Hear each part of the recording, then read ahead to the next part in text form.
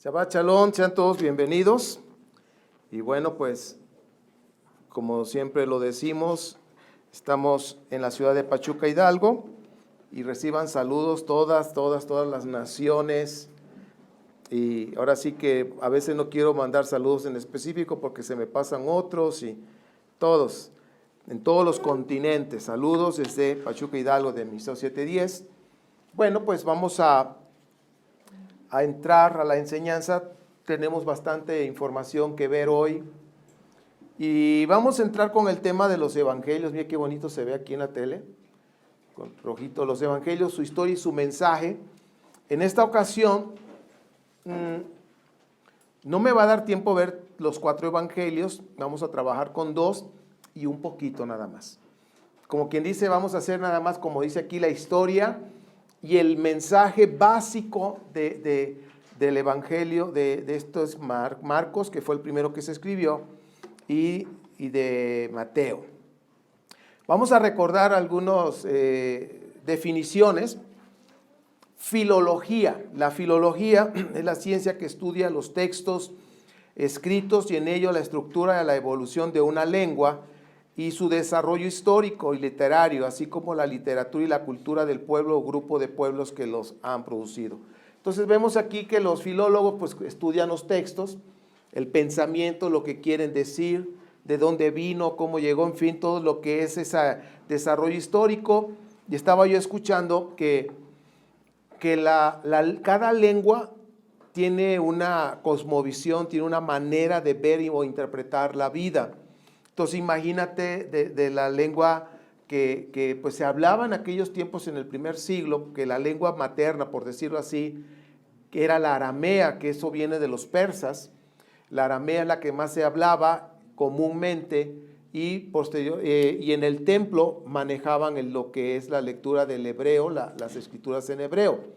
Pero los romanos, hablando del primer siglo, pues su idioma era el latín, pero más que nada el idioma que se usaba ya entre los continentes, entre los países de aquel tiempo, pues era el conocido griego. Entonces, pues bueno, ahora la palabra teología es la disciplina que estudia el conjunto de conocimiento acerca de Dios y sus atributos y sus perfecciones. Y algo que descubrí fue que dice, el empleo de esta palabra se atribuye al pensamiento politeísta de la antigua Grecia y a los filósofos griegos entre los siglos IV y V antes de la era común, o como dice, antes de Cristo. Entonces fíjense que ahora sí que la teología está relacionado con ese pensamiento politeísta de los griegos. Entonces pues vamos a ir corrigiendo estos conceptos en nosotros. Entonces realmente la teología tiene que ver con el pensamiento politeísta griego. Bien, pues qué bueno que cada día estamos aprendiendo y que podemos corregirnos. Ahora, doctrina. La palabra doctrina, dice, es conjunto de ideas o enseñanzas o principios básicos defendidos por un movimiento religioso o un movimiento ideológico, político, una doctrina. Entonces, aquí lo puse en amarillo, conjunto de ideas que está relacionado con un movimiento religioso. Bien, entonces no perdamos de vista conjunto de ideas. Doctrina, vamos a relacionar conjunto de ideas, pero que tiene que ver con enseñanzas. ¿Ok? Perfecto. Ahora viene otra palabra que es dogma. Dice, punto esencial de una religión, una doctrina o un sistema de pensamientos que se tiene por cierto y que no puede ponerse en duda dentro de su sistema. Y por ejemplo, si nosotros hablamos de esto, dice punto esencial de una religión, pensemos en el judaísmo bíblico. ¿Sí? Dice, una doctrina o un sistema de pensamiento, dice, que se tiene por cierto y que no puede ponerse en duda dentro de su sistema. ¿Cuál sería ese punto esencial en el judaísmo? Y el punto esencial en el judaísmo, pues precisamente es el Shema, ¿sí? Hay un solo Dios y único, ¿sí? Y eso no cambia, o sea, eso es algo firme, vamos a decir como un dogma dentro de una religión, como dice aquí, una doctrina, un sistema de pensamiento. Entonces esto no lo perdamos de vista, porque recuerden que el Mashiach llegó primeramente para buscar las ovejas perdidas de la casa de Israel, ¿sí? Y no nada más se refiere a la casa de Efraín, sino se refiere a las 12 tribus, porque las 12 tribus andaban perdidas. Bien, vamos a empezar, ya que tenemos conectados ya los conceptos que los vamos a estar manejando, vamos a recordar y vamos a conectar la enseñanza de hoy. Recordemos que en el primer siglo, después de la resurrección del Mashiach, en las sinagogas habían judíos prosélitos de justicia, temerosos de Dios, que son los de la puerta, y los nazarenos, que se les conocen como los del camino, según Hechos, capítulo 24, versículos 5 y 14. Y eso lo leímos la semana pasada, que hablaba del grupo de los nazarenos, que son los del camino. Bien, entonces imagínate, ya después de la resurrección, todos los creyentes, tanto judíos como esos gentiles que ya empezaron a creer en el Mashiach, empezaron a ir a la sinagoga en Shabbat, y había estos 4 tipos de personas, porque en las sinagogas no todos creyeron en el Mashiach, pero los nazarenos, por decirlo así, se congregaban, escuchaban ahí la palabra. Bien, ahora miren, los gentiles, y esto nos va a ayudar para confirmar muchas cosas. Dice, los gentiles que creyeron en Yeshua, se les pidieron básicamente 5 cosas muy importantes que deben hacer, de acuerdo a Hechos 15, 19 al 21, que quiero verlo en la escritura, y prendan sus Biblias, o ábranlas como sean, como lo que traigan, y dice Hechos 15, porque siempre nos muestran esto, pero no ven todo, nada más ven un pedacito, y hoy vamos a ver el complemento. Versículo 19 dice, por lo tanto yo considero que debemos dejar de ponerles trabas a los gentiles que se convierten a Dios. Más bien debemos escribirles que se abstengan de lo contaminado por ídolos, de la inmoralidad sexual, de la carne de animales estrangulados y de sangre. En efecto, desde tiempos antiguos Moisés siempre ha tenido en cada ciudad quien lo predique y lo lea en las sinagogas todos los Shabbats. Ahora, si te das cuenta de lo que está diciendo, bueno, dice, no le pongamos trabas a los gentiles, porque querían que, imagínate un judío que desde niño les enseña la Torá, desde niño les enseñan las historias, les enseñan la parashá, les enseñan todo, a leerla, a aprenderse porciones, bastante. Porque una de las cosas que tiene el israelita, y estoy hablando del primer siglo, desde antes pues, desde la época de Moshe, vamos a arrancar ahí desde Moshe hasta la época de nuestro Mashiach, para tener ese intervalo. Algo que tenían los israelitas es memoria, ¿sí?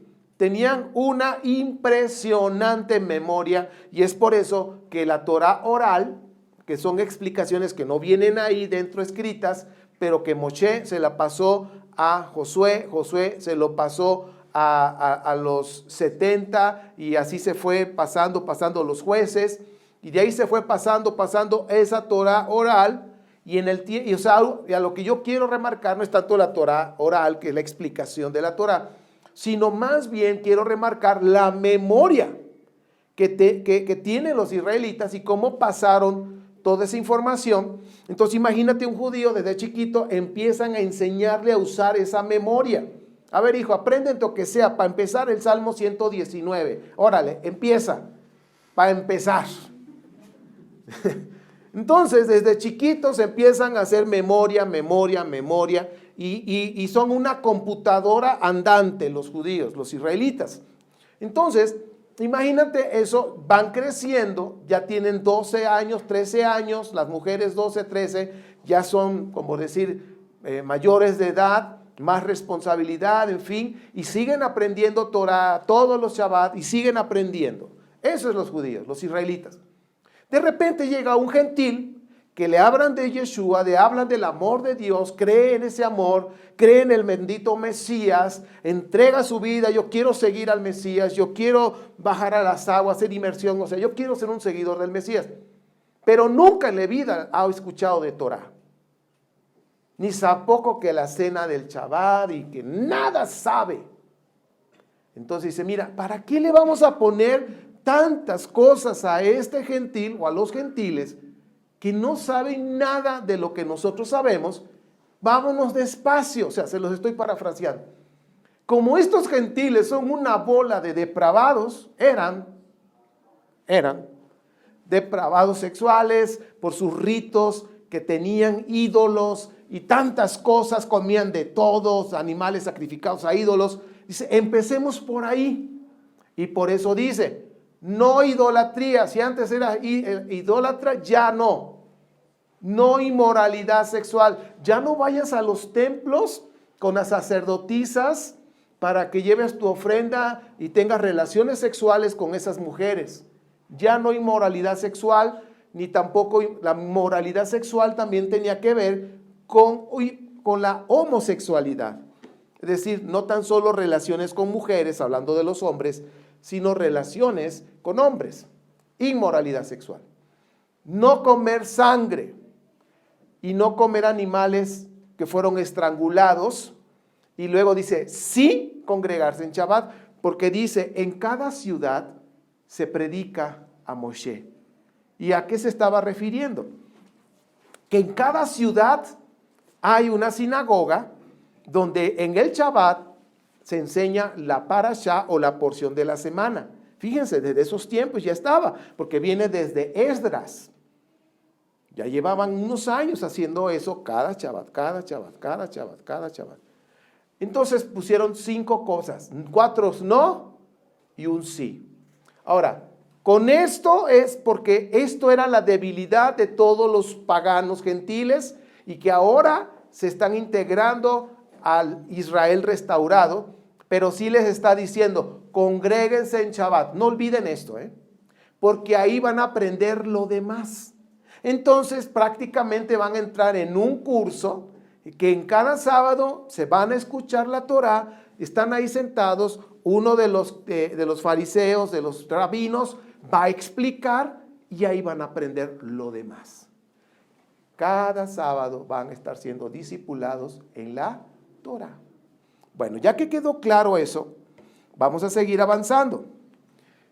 Algo que me llama la atención acá dice, la doctrina, dijimos que la doctrina es enseñanza. La enseñanza apostólica del año 30 al 70. Estoy dando esa base para que podamos comprender a lo que vamos a entrar. Y esto no nos hace daño porque es importante repasarlo.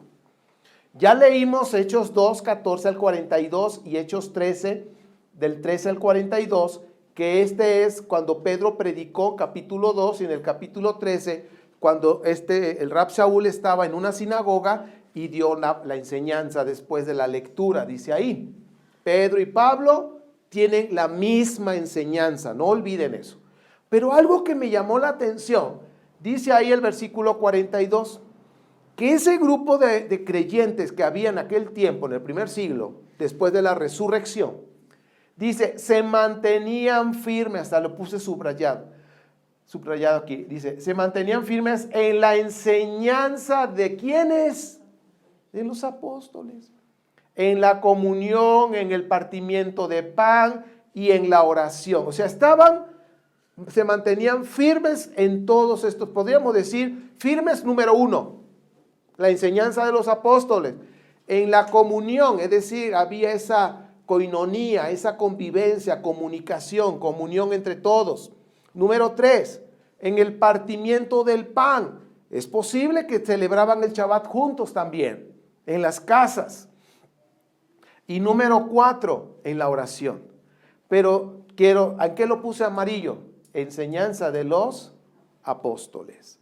Y yo creo que eso, mis amados, si nosotros nos mantenemos aquí, no vamos a ser como la marea de que te lleva para aquí, para allá. No. Vamos a estar bien firmes. Ahora, recordemos rápidamente la enseñanza de los apóstoles acerca de Yeshua el Mashiach. Rápido. No hablaron de la concepción, ¿o sí? No. Mucho menos que fue sobrenatural y que no, nada de eso se tocó. 2. Hablaban de un hombre acreditado por Dios, un hombre natural como todos los seres humanos. Hablaron de un descendiente de David, es decir, de la simiente de Joseph. Hablaron de que hizo milagros, señales y prodigios, significa que estaba respaldado por el Eterno.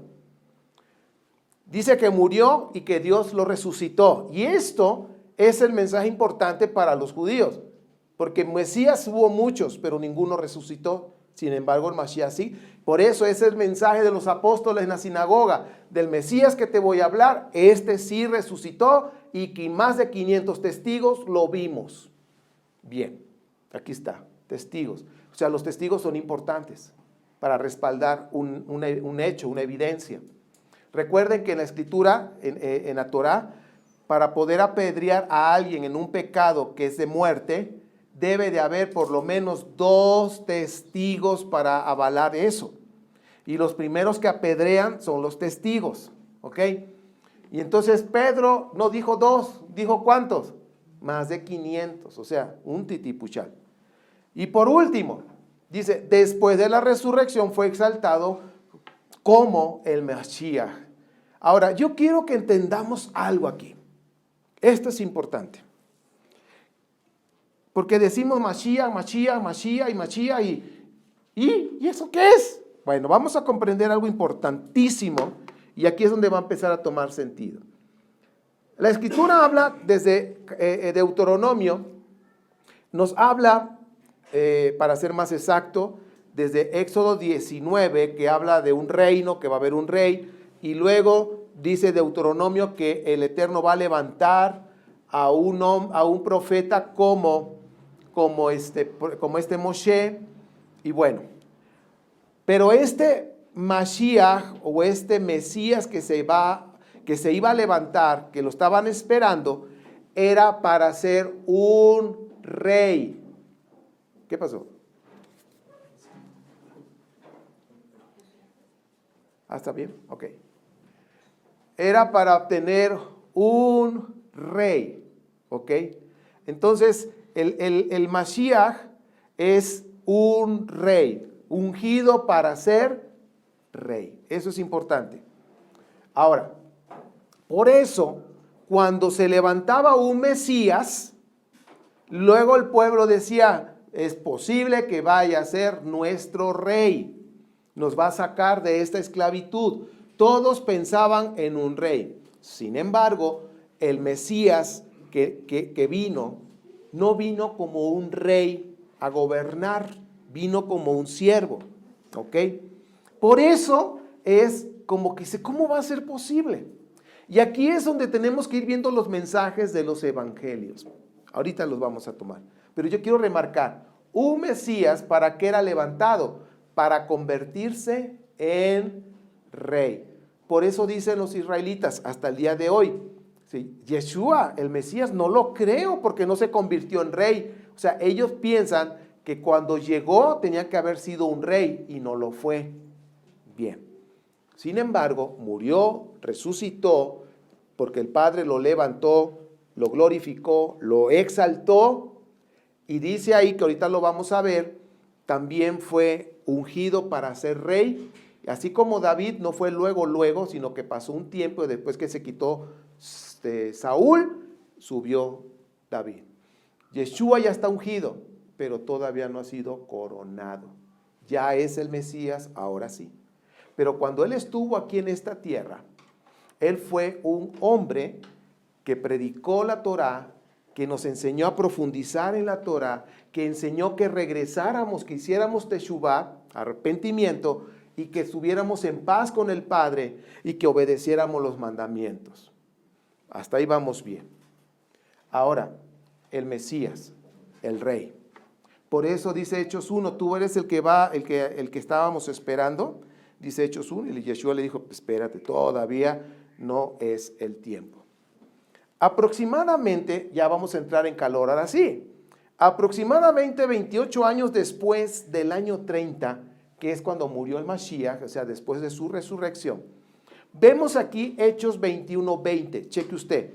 Dice, en Jerusalén miles y miles de judíos han creído en Yeshua, eso le estaban comentando a Pablo, han creído en Yeshua como el Mashiach y todos ellos siguen aferrados en la Torah, o sea, no la dejaron. Si te das cuenta, todos los creyentes en el Mesías, ninguno se apartó a la Torah, al contrario, se aferraron a ella, la agarraron con más ganas. Aquí hay una pregunta.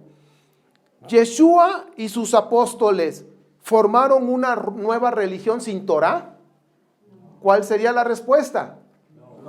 No, aquí está la prueba, porque todos abrazaban la Torah. ¿Qué significa? Abrazaban los mandamientos, celebraban el Shabbat, las fiestas, comían limpio, todo. Aquí está la prueba.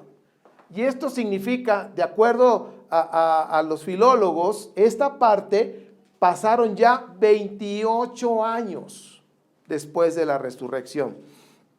Ya casi le tocaba a Pablo morir. Ahora, ojo aquí, pónganse bien abusados. En el primer siglo, los nazarenos, ¿quiénes son los nazarenos? Los del camino, los creyentes en Yeshua. Dice, se reunían en la sinagoga en cada Shabbat, eso ya lo habíamos visto, para escuchar la lectura y la reflexión de la parashá. Estudiaban, obedecían la Torá, pero se mantenían firmes en la enseñanza de los apóstoles con respecto a Yeshua como el Mashiach. Ahora, ¿cuál es la enseñanza de los apóstoles? Decía, Yeshua fue exaltado después de la resurrección. Enseñanza de los apóstoles, no lo olviden. ¿Cuándo fue exaltado Yeshua? Después de la resurrección. Ok, esa es enseñanza de los apóstoles. Bueno, mis queridos, vamos a hacer un paréntesis porque ya vamos a entrar a los evangelios, pero quiero hablarles un poquito de una información. Ya hablé una ocasión de Venus.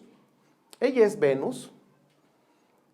Es una deidad romana adorada desde el año 293 antes de esta era común. Y es la misma diosa griega que se llama Afrodita, todo lo que tiene que ver con fertilidad y todo eso. Pero chequen este dato que encontré. La mitología dice que Venus se hacía acompañar por palomas y en ocasiones se transformaba en una de ellas. ¿Ya están ahí? Sí.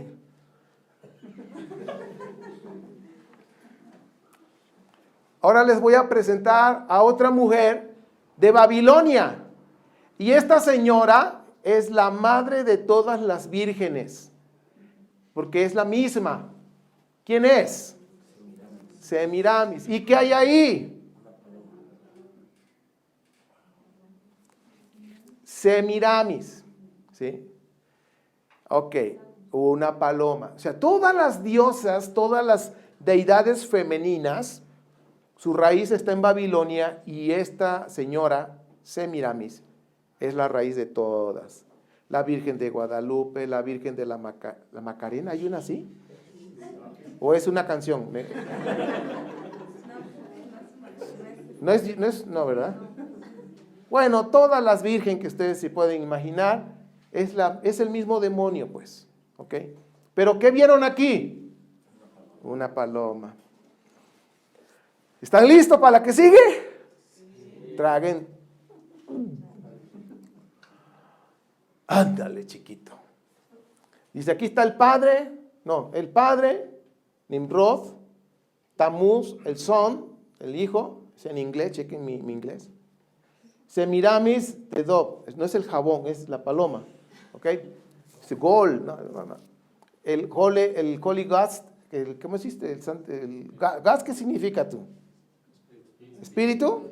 Ok, el Espíritu Santo. Entonces, chequen, aquí está la Trinidad babilónica. Quiero decirles, ya se los había platicado, cuando se dice el Ruach HaKodesh en español, está mal dicho, porque Ruach HaKodesh, que es en hebreo, es femenino. O sea, en la gramática hebrea es femenino. Debería decir la Ruach HaKodesh, si mezclamos ibriñol hebreo con español. Entonces, el Ruach HaKodesh o la Ruach HaKodesh es femenino. Y ya vimos que esta paloma con quién está relacionado, ¿sí? Semiramis, con Venus, en fin. Y esta es la Trinidad babilónica, el Padre, el Hijo y el Espíritu Santo. ¿Ok? Bueno. Ahora dice aquí, entre los años 100 y 130 de esta era común, los evangelios tuvieron varias ediciones. Y en cada edición le agregaban algo, de acuerdo a la necesidad que tenían. Aquí pongan, porque aquí está bueno esto. Bien, todas las diosas femeninas existentes en el mundo, lo acabo de decir, dice, aunque con diferentes nombres, al paso de los años han cambiado esos nombres, tienen la misma raíz espiritual y es el mismo demonio que le rinden culto. Su raíz se encuentra en Semiramis. Ahora, aproximadamente, y aquí es donde hay que poner mucha atención, en el año 71, algunos filólogos e historiadores dicen que Marcos se hizo entre el año 60 y 71. Entonces, para no andar, vamos a agarrar 71. Dice, aparece el primer evangelio. ¿Cuál es? Marcos. Muy bien, ya se lo hemos dicho.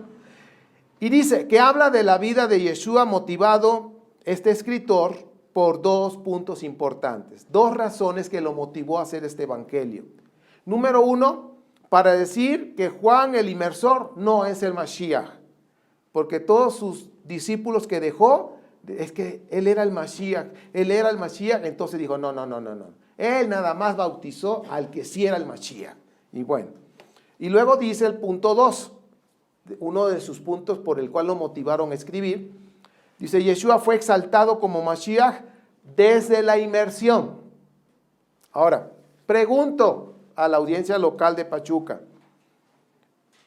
¿qué decía entonces la enseñanza de los apóstoles? ¿Cuándo fue exaltado el Mesías exaltado Yeshua como Mashiach? ¿Cuándo? Después de la resurrección. Esa es la enseñanza de los apóstoles. Ahora, Marcos, ya con esto, dice, miren, aquí está refutando a Pablo, aunque él era un seguidor de Pablo, o sea, estaba mucha influencia en él. Dice, miren, Pablo decía que era en la resurrección, pero no. Nuestro Mashiach o nuestro Señor fue exaltado en la inmersión, desde ahí. ¿Cómo de que no? Bueno. Entonces ahí empieza. Miren, desde el año 71, ahorita me acordé del Chavo, ¿había la bruja del 71? Sí. ¿Sí? ¿Así había un personaje? Sí. Perdón, disculpe usted. Y mira que yo no fui afecto a ver ese programa, pero bueno, se me fue revelación ahorita. No. Entonces dice aproximadamente de los apóstoles, no se habla de inmersión de Yeshua como algo relevante, mucho menos se mencionó que el Espíritu bajó sobre el bendito Mesías como paloma. O sí Pablo lo dijo, o Pedro, vamos a decir Pedro. No. Nos muestra un cuadro aquí, no lo he cambiado, ¿verdad? Nos está mostrando un cuadro de la Trinidad babilónica, porque se oye la voz del Padre. ¿Quién había salido del agua? El Hijo, Yeshua, que hay adopción, y baja la paloma. Hazme favor. Y luego dice, bajó el Espíritu, el Ruach, como paloma. Qué interesante. Marcos fue el intérprete de Pedro, pero tenía mucha influencia paulina en su vida. O sea, Marcos escuchó a Pedro muchas veces hablar del Mashiach, de su vida, o sea, mucho. Escribió con exactitud, pero no en orden. Todo lo que ustedes ven en Marcos fue en desorden. Todo lo que recordaba de lo que Pedro decía acerca del Mashiach. Acuérdense que los hebreos tienen memoria. nada más que Marcos no era ordenado. Ahora, Marcos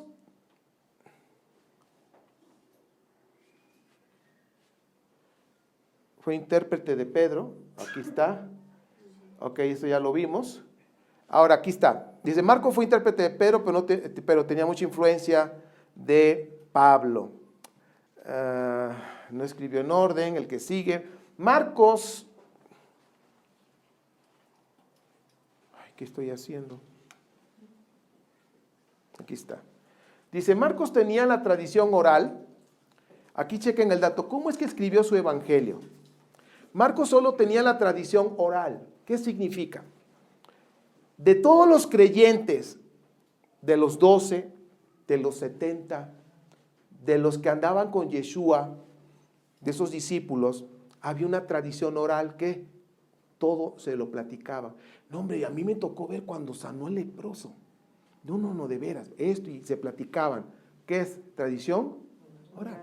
Entonces, Marco tenía la tradición oral acerca de la vida de Yeshua y era lo único para hacer la biografía de lo que él escuchaba de todos, incluso de Pedro.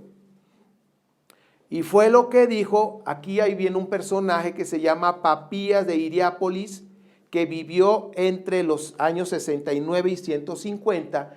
Él escribió precisamente esto. Él dijo, Marcos tenía la tradición oral y de ahí sacó su evangelio.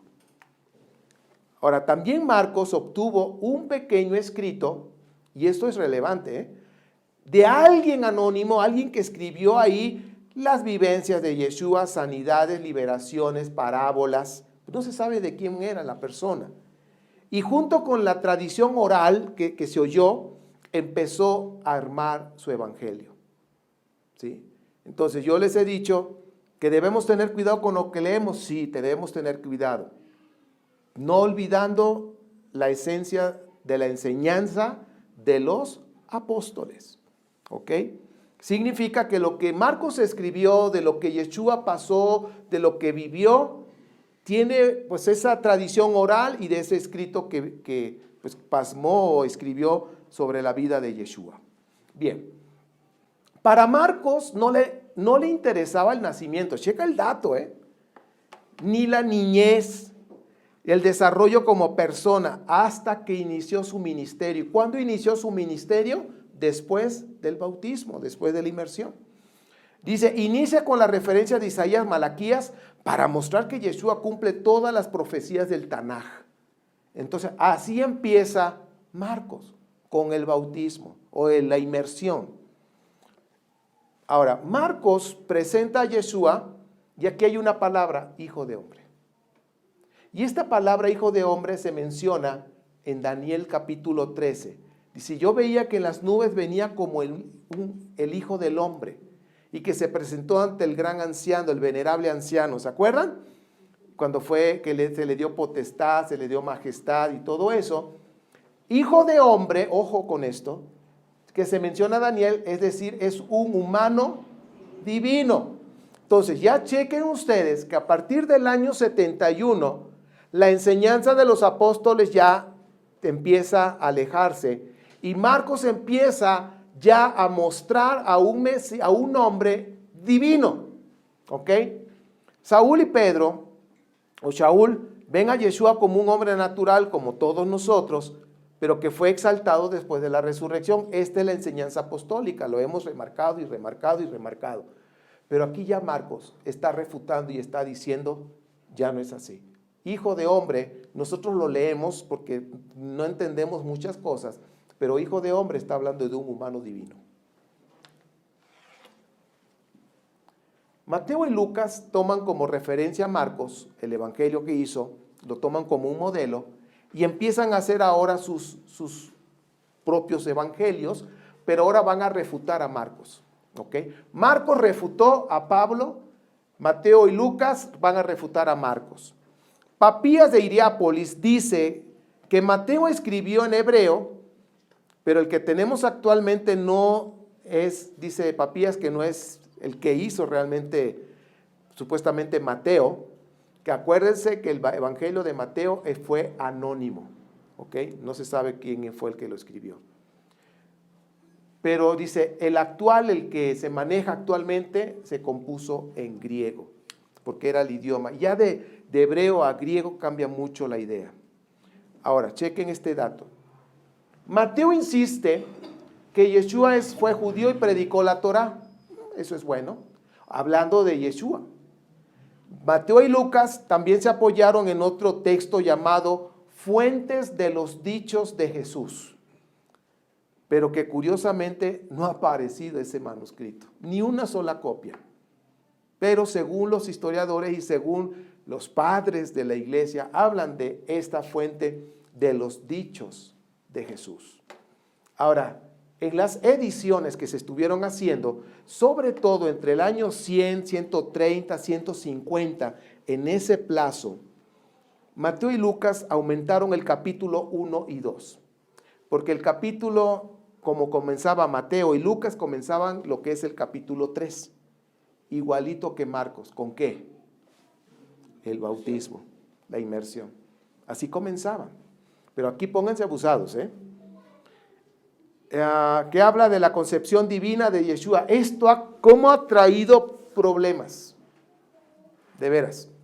Dice, y al Evangelio de Marcos le aumentaron el capítulo 16. ¿Se acuerdan que se lo dije la semana pasada? Del 9 al 20, eso es una interpolación. Eso se le agregaron. Bien. Que habla de las apariciones y la ascensión de Yeshua. Ahora, vamos a hablar de Mateo. Vamos a enfocarnos a Mateo. Mateo se enfoca en 3 ideas principales. El Evangelio de Mateo. Yeshua es el cumplimiento de todas las promesas dadas a Israel. Significa que Mateo siempre habla de una promesa y se cumple. Promesa y cumplimiento. Promesa, cumplimiento. O sea, siempre está enfocando que Yeshua cumplió esas profecías. Otro punto que habla Mateo, dice Yeshua es el maestro de sabiduría. Y esto parece fácil, pero esta palabra se usa mucho en la mentalidad griega.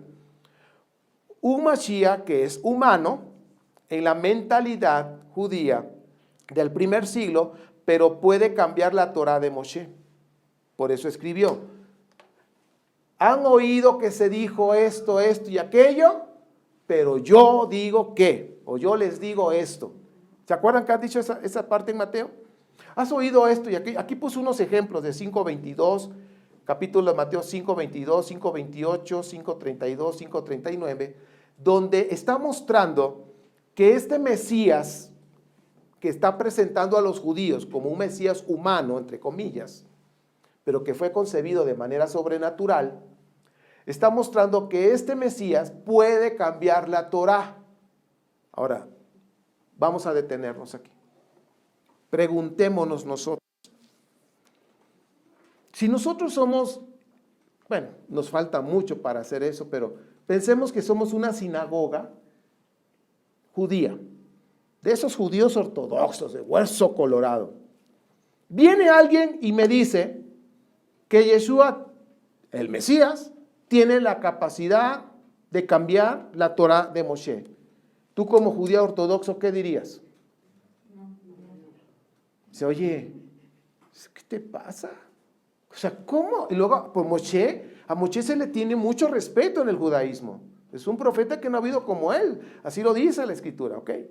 ¿Cómo dice aquí Mateo que él sí tiene la capacidad de cambiar la Torá de Moshe, la ley de Moshe?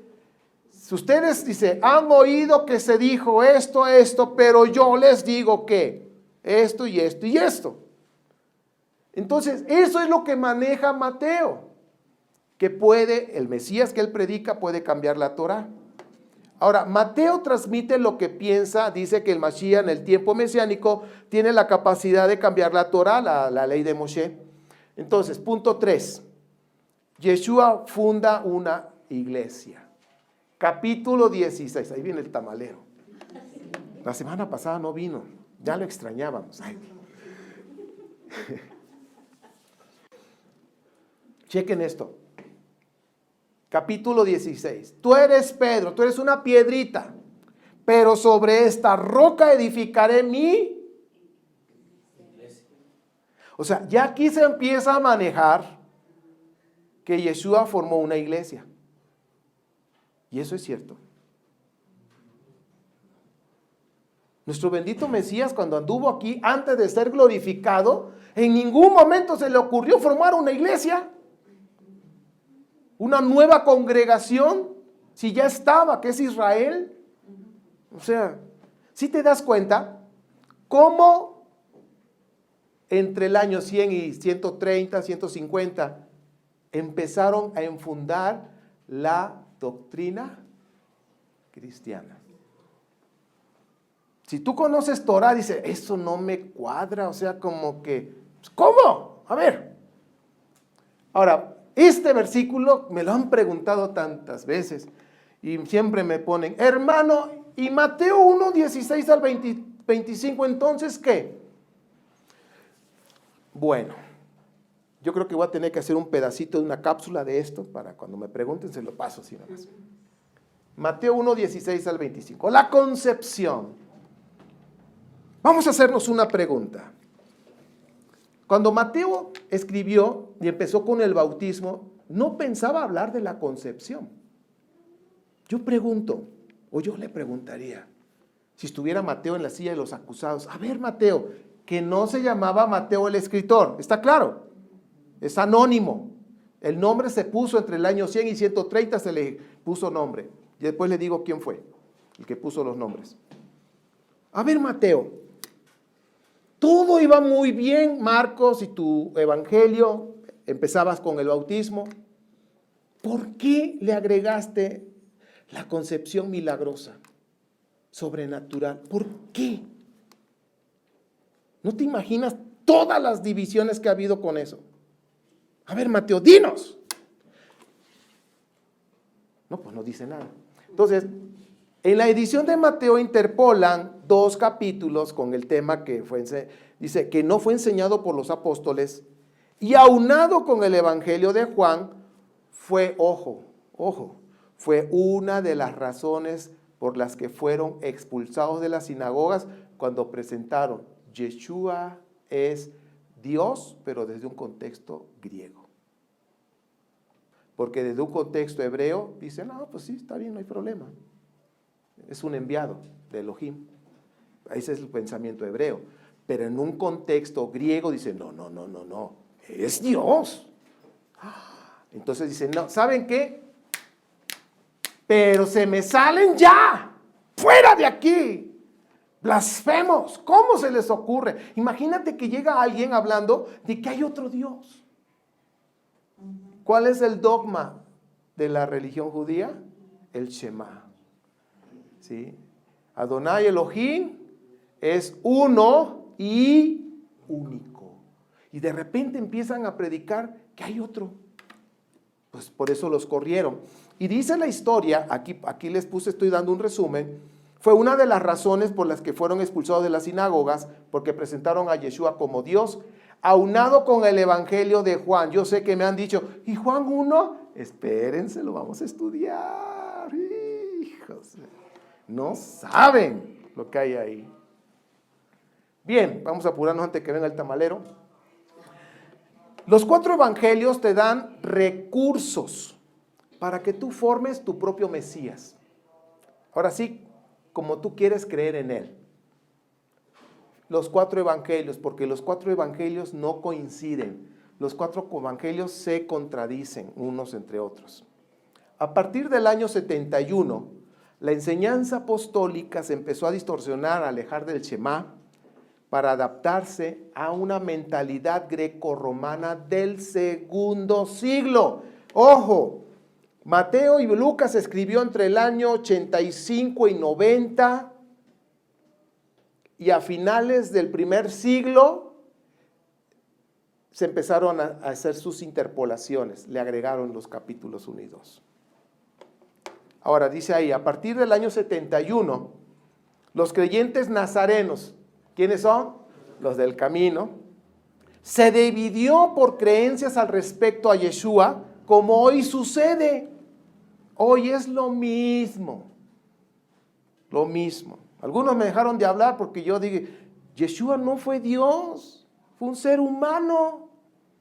Esa es la enseñanza de los apóstoles. Pues ahora ni me hablan. Y no he comido por eso. No sé qué. Entonces, Dice, se dividió las creencias respecto a Yeshua y surge el cristianismo, que es el que conocemos hoy. Entonces ya tenemos, del grupo de los nazarenos salieron los que tenían una mentalidad y presentan a un Jesús griego, y los nazarenos seguían creyendo en un Yeshua, ¿qué? Hebreo. ¿Y cuál es la diferencia? Ojo, que el Yeshua hebreo nació como un ser humano como todos nosotros, y que fue glorificado después de la resurrección. Sin embargo, el Jesús griego dice, no.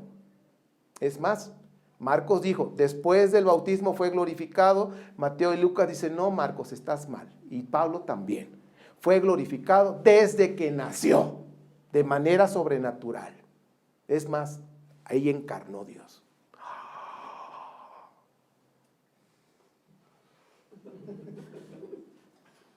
¿Qué dije? Pues ya lo dije. Vamos a ver. No se pierdan las siguientes, porque apenas vamos a ver Mateo y Lucas, nos falta Juanito, no ese Juanito. Es más, ni fue Juan el que escribió, fue otro. Es más, fueron varios los que escribieron. 30 años se tardaron en escribir el Evangelio de Juan, 30 años. La resurrección del Mashiach es importante porque lo separa del pensamiento griego, pues creen en hombres que se convierten en dioses o dioses encarnados en hombres. Como el caso de Apolonio de Tiana. ¿Se acuerdan que les he hablado de él? Sí, hay personas que no saben de eso. Yo tampoco. Fue por las investigaciones que lo encontré a Apolonio. Yo cuando dije Apolonio, nunca en mi vida había escuchado. Me sentí como clavillazo, no más. Pedro Infante, clavillazo, la bruja del 71. No, hombre, puros personajes aquí. Bueno, entonces... Luego dice acá, dice la resurrección del Mashiach es importante porque lo separa del pensamiento griego, pues creen, eso ya lo dije, ¿verdad? Como Apolonio. Ahora, fíjense, en el primer siglo, los paganos pensaban que los dioses podían encarnarse. Ojo con eso, Ojo con eso. Hasta tener relaciones sexuales con seres humanos, como en el caso de Apolonio, que su mamá se embarazó de un dios egipcio y todavía dijo el dios egipcio, es más, voy a encarnar en ese hijo que vas a tener. Apolonio, ¿de quién? Tiana.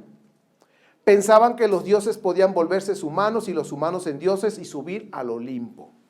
Bien, los que fueron expulsados de las sinagogas que traían ahora esa doctrina, al comienzo del segundo siglo fueron esos cristianos que conocemos, que dejaron de ser nazarenos, dejaron de creer en un Yeshua hebreo y abrazaron un Jesús griego, y ahorita se van a dar cuenta de la diferencia, o ya se los dije, pero lo van a notar más, que se fueron a predicar el territorio del Imperio Romano, porque dijeron, pues imagínense, pues ya traigo mi carta, Mateo y Lucas, ya traigo mi evangelio, pero los judíos no me quieren escuchar, porque presento un Jesús como Dios y luego encarnado. Juanito se le ocurrió, y no, ya nos corrieron. ¿A dónde lo llevamos? Dice, Imperio Romano. No, pues para allá vamos. Y jalaron con los gentiles. Y llegaron con unos romanos con influencia griega, con esa mentalidad de dioses, con humanos, que hijos y no sé cuánto, que Hércules, y bueno, adoraban a Hércules. Ahí lo tenían así. Y le adoraban. Se fueron a predicar el territorio imperio romano con una enseñanza no apostólica porque dejaron de persistir en ella. ¿Qué leímos capítulo 2 de Hechos? Que los creyentes de aquel tiempo persistían en la enseñanza de los apóstoles. La cosmovisión griega dominaba en el segundo siglo. Estos griegos eran tremendos, mis queridos. Tuvieron que idear cómo presentar un Yeshua más atractivo para los gentiles paganos que estaban acostumbrados de los superhéroes, que pensaban en dioses que podían engendrar humanos y encarnar en ellos. Entonces decían, pero ahora llevo a mi Yeshua, a mi Jesús, Pues, ¿cómo se los presento si tienen a sus superhéroes? Dice, no, pues hay que hacerlo superhéroe también. Por eso escribieron capítulo 1 y 2. No podían competir con los otros dioses. Por eso esta seminario o ¿cómo se llama? Serie, es rescatando el honor del Mashiach. Porque nuestro bendito, esas personas metieron a competir dentro de esos dioses paganos para que creyeran en él. Los romanos paganos pensaban que Yeshua era otro Dios. ¡Ah, otro! Y hace milagros. Sí, como no, tú órale y vas a ver. De ahí salió el órale. No se crean. Entonces, Yeshua era otro Dios dentro de la colección, dice, donde también estaba, ¿quién? Apolonio de Tiana. O sea, un muñequito que decía, este es Apolonio, este es Hércules, este es fulano, y agregaron uno más, Jesús. Jesús, porque no podían decir los romanos les costaba trabajo por el latín. Ya ves que todos los nombres terminan en us, o Zeus, nombre, se me fue un nombre, Maximus, que era común aquel tiempo. Entonces, como Maximus, para eso sí pueden, pero decir Yeshua, se les trababa la lengua y decía Jesús, y el Jesús como Maximus, Jesús, y así quedó como Jesús, y el Jesús, y el Jesús, y luego ya llegó el inglés y el Jesus, y luego Jesús, fue por eso. Bueno, y fíjense que así tenían su colección de dioses, y agregaron a Jesús. Así era la colección de un hombre que se llamaba Alejandro Severo. Tenía su colección de dioses, entre ellos Jesús. Digo, ¿cómo va a ser? Tenemos que rescatar el honor de nuestro bendito Mesías. Desde ese tiempo lo pusieron a competir con otros dioses. Yo le llamé y le dije a mi esposa, parece la Olimpiada de los dioses. Órale Jesús, tú puedes, gánale a Apolonio, órale, gánale a Hércules. ¿Cómo va a ser posible eso? Y eso pasó. Eusebio de Cesarea escribió que había relatos que la gente creía que algunos personajes que cuando murieron subieron al Olimpo como dioses, como el caso de ¿quién? Apolonio de Tiana. Los primeros cristianos metieron a Yeshua a competir con esos dioses, entre ellos Apolonio. Ya me imagino, es que Apolonio fue engendrado por un dios y es más, se encarnó en él. ¿Y el tuyo? El mío. También.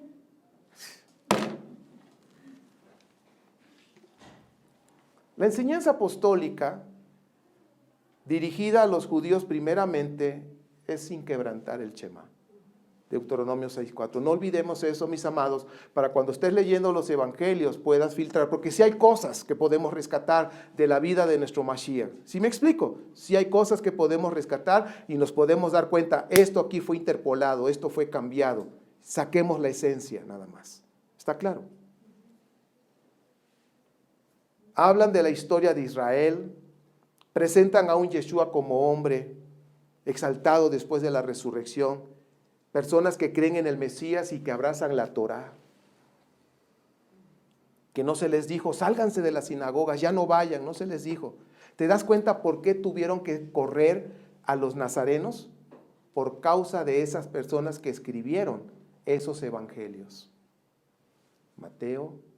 Marcos no fue tanto, los que echaron a perder todo. Mateo, Mateo, Lucas, ¿y quién era el otro? Juan. Ellos son los que echaron ahí. Entonces los corrieron a todos por igual. No, los nazarenos no todos crean en ese mensaje, pero van para afuera. Y fue que desde ahí se empezaron a reunir ellos aparte, porque ya no los aceptaban en las sinagogas. Simplemente por esa enseñanza equivocada. La enseñanza cristiana fue dirigida ¿a quiénes? A los paganos del imperio. Por eso tuvieron que cambiar y adaptar y secuestrar a nuestro Mesías, quitarle su ropa hebrea, judía, y ponerle una ropa griega. Una concepción sobrenatural para poder competir ¿con quién? Con el más acercado competidor supuestamente, Apolonio de Tiana. Y también de Hércules, porque también así nació, o se fue procriado de esa manera. Hablan de un hombre Dios para poder competir. Presentan a un Jesús como Dios, muy lejos del Shema de Deuteronomio 6:4. Se alejan y empiezan a alejarse de las fiestas y del Shabbat y ya no abrazan la Torah. Pero estas dos últimas también se empiezan a alejar porque ya viene una revuelta en contra de los israelitas, y acuérdense que los detectaban porque se reunían en Shabbat, y para que ya no los reconocieran junto con ellos, decían, no, ellos guardan Shabbat, nosotros ya no. Somos otro, la iglesia que Jesús levantó. Ya se cuenta usted. Y termino con una postal que puse en esta semana en Facebook. Algunos dicen, yo ya salí de Roma. Ay, gracias a Dios. Pero la pregunta es, ¿Roma salió de ellos? ¿Sus creencias definen la respuesta? ¿En qué Jesús o en qué Yeshua crees tú? ¿El de los apóstoles o el de los evangelios? Dijeran los jóvenes, tómala. Es buena pregunta, no había reflexionado en eso. Va de nuez. ¿En qué Yeshua o en qué Mesías crees tú? ¿El de los apóstoles o el de los evangelios? Yo, Ernesto Rosas, mi nombre completo es muy grande. Ernesto Alejandro Rosas Domínguez. No, hombre, la maestra se cansaba cuando decía mi nombre. Ernesto Alejandro Rosas Domínguez. ¡Presente! Yo creo en un Yeshua hebreo que predicaron los apóstoles. Y puedo decir que en M710 Pachuca creemos en un Yeshua hebreo que predicaron los apóstoles. No creemos en ese Yeshua distorsionado que enseñan los evangelios. Vamos a orar. Padre, estamos aprendiendo muchas cosas de la historia y nos dejan perplejos. Hoy vimos un poquito de Mateo y de Marcos. Nos falta Lucas y Juan. Pero Padre, hasta aquí nos damos cuenta cómo han distorsionado la imagen de nuestro bendito Mesías. Queremos rescatar su honor, el que tú le has dado. Hemos salido de Roma, pero también queremos que Roma salga de nuestras vidas, de esas creencias mal fundadas que iniciaron en el año 71. Y si habíamos estado creyendo en eso, perdónanos, Padre, perdónanos. Te amamos a ti, pero te amamos también a Yeshua, el Mashiach, a quien tú enviaste. Lo amamos y nos duele que lo hayan rebajado para poderlo predicar en el Imperio Romano, que hasta el día de hoy se sigue en esa creencia. Padre, nosotros queremos enseñar y hablar de un Yeshua hebreo, de un Yeshua que predicaron los apóstoles. Padre, te doy gracias por enseñarnos esto y te rogamos que nos dé la fortaleza para seguir adelante en el nombre de Yeshua. Amén. Antes de que corten, quiero terminar con un versículo para que tome sentido. Y es Apocalipsis, aunque Apocalipsis es otra historia que tenemos que platicar. Pero vamos a rescatar algo de ahí. Capítulo 12 dice, versículo 17. El dragón se enfureció contra la mujer y fue a hacer guerra contra el resto de sus descendientes, los cuales obedecen los mandamientos de Dios y se mantienen fieles al testimonio de Yeshua como el Mashiach. ¿Sabes? Y yo quiero terminar diciendo esto a toda la congregación local y externa en todos los países. Está hablando de los nazarenos, los que obedecen los mandamientos y guardan el testimonio de Yeshua como el Mashiach, pero como los apóstoles. Mis amados, ese grupo tenemos que ser nosotros, que guardamos los mandamientos y que guardamos el testimonio de Yeshua hebreo como el Mashiach, que fue glorificado, que fue exaltado después de la resurrección. Esa es la enseñanza de los apóstoles y nosotros nos mantenemos firmes, como lo decía el libro de los Hechos. Shabbat Shalom.